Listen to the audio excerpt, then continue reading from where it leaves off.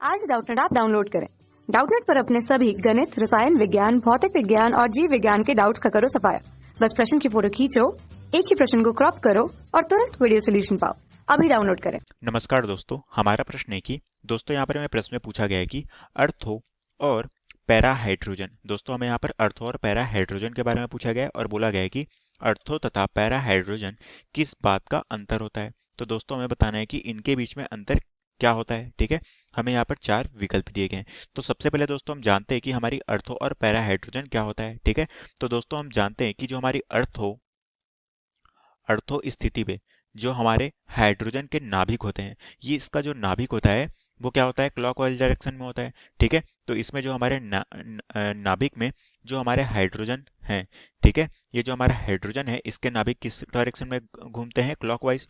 और हमारी पैरा स्थिति में क्या हो घूमते हैं, एक घूमता है क्लॉकवाइज और एक घूमता है एंटी क्लॉकवाइज में। ठीक है, तो हम सबसे पहले अर्थो तथा पैरा हाइड्रोजन का यहाँ पर डायग्राम देखते हैं। ठीक है, तो हम कह सकते हैं कि अर्थो और पैरा हाइड्रोजन के हम यहाँ पर डायग्राम ले लेते हैं। ठीक है, तो दोस्तों एक एक करके हम यहाँ पर डायग्राम का चित्रण ले। अब दोस्तों यहाँ पर हमने डायग्राम ले लिए हैं, तो दोस्तों हम कह सकते हैं कि इस वाले डायग्राम में यहाँ पर हमारा जो नाभिक है, ठीक है, यहाँ पर जो हमारा हाइड्रोजन का नाभिक है, ठीक है, इनमें जो नाभिक का चक्रण है, इसमें जो नाभिक का चक्रण है जिसे हम कहते हैं नाभिक का घूमना, ये हमारे क्या है, एक ही दिशा में है। ठीक है, हम कह सकते हैं कि ये हमारे किसके डायरेक्शन में है, क्लॉकवाइज डायरेक्शन में है।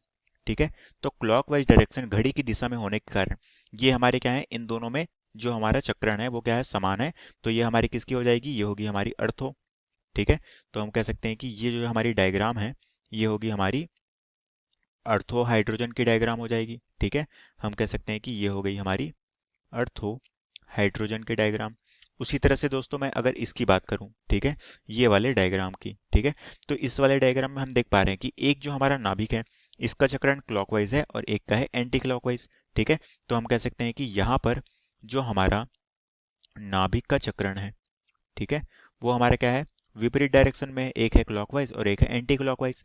तो हम कह सकते हैं कि यहाँ पर इसका जो चक्रण है वो क्या है, एक दूसरे के विपरीत है। ठीक है, इस कारण से ये जो हमारा डायग्राम है ये हमारे किसका हो जाएगा, ये होगा हमारा पैरा हाइड्रोजन का डायग्राम। ठीक है, तो हम कह सकते हैं कि ये हमारा पैरा हाइड्रोजन का यहाँ पर डायग्राम हो गया।